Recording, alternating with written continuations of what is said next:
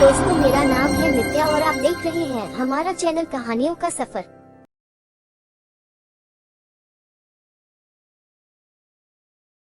ऊपर वाला जो करता है अच्छा करता है।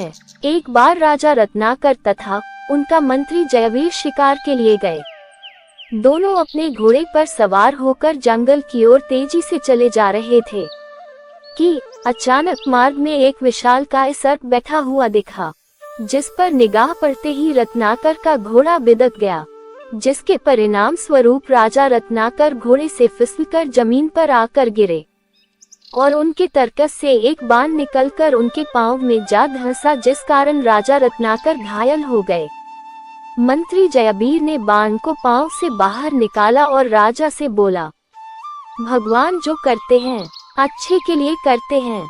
दर्द से कराहते हुए राजा के कानों में जैसे ही जयवीर की यह आवाज पहुंची, वह क्रोधित होकर बोला, मुझे इतनी चोट लगी है और तुम बोल रहे हो भगवान जो करता है अच्छे के लिए करता है। राजा ने तत्काल सिपाहियों को आदेश दिया, मंत्री को कर कारावास में डाल दो। सिपाहियों ने आदेश का पालन किया। 1 माह बाद राजा ठीक होकर पुनः शिकार पर गए। शिकार खेलते हुए राजा अपनी सीमा से दूर एक घने जंगल में चले गए, जो कि राजा के लिए अनजान था।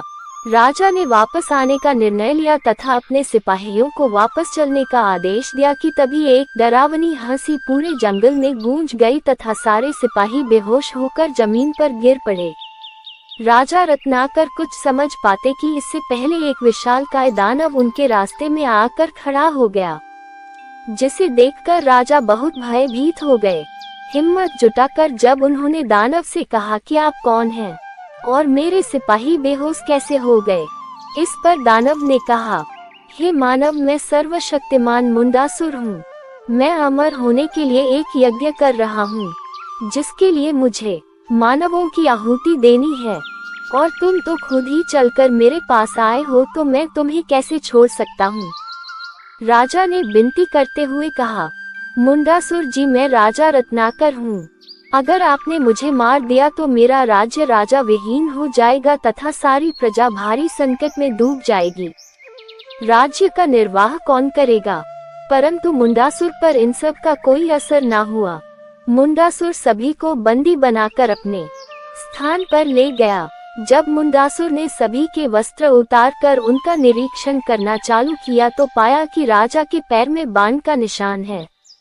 तब मुंडासुर ने कहा, हे राजन, ऊपर वाला नहीं चाहता कि आपकी आहुति ली जाए, चूंकि इस आहुति में व्यक्ति के अंग पर किसी भी प्रकार का घाव या घाव का निशान नहीं होना चाहिए। अतः मैं आपको वापस आपके राज्य भेज रहा हूँ। इतना कहकर मुंडासुर ने राजा के ऊपर हाथ रखा, जिससे राजा बेहोश हो गए। अगले ही पल जब राजा की मूर्छा टूटी तो राजा रत्नाकर अपने राज्य में थे। अब राजा को अपने मंत्री जयवीर की याद आई, जिसे रत्नाकर ने कारावास में बंदी बना रखा था। उन्होंने तत्काल जाकर जयवीर को कारावास से बाहर निकाला और इस गलती के लिए जयवीर से माफी मांगी। राजा रत्नाकर ने सारी घटना विस्तार से जयवीर को सुनाने के पश्चात बोले, मंत्री जी, आपका कथन मेरे ऊपर तो सत्य हुआ, परंतु आप तो बिना किसी कारण के 2 माह कैद में रहे। इस पर क्या कहोगे कि ऊपर वाला जो करता है अच्छे के लिए करता है? इस पर मंत्री ने उत्तर दिया, महाराज, मैं तो आपकी परछाई की तरह आपके साथ रहता हूँ।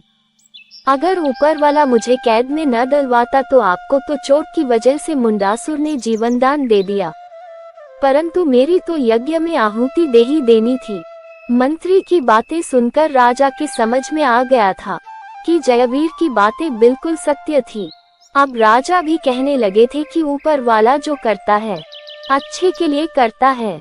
तो दोस्तों, आपको ये कहानी कैसी लगी हमें कमेंट करके जरूर बताएं, तथा ऐसी ही भक्ति कहानियों को पढ़ने व सुनने के लिए हमारे चैनल को सब्सक्राइब करें तथा हमें मोटिवेट करें। धन्यवाद।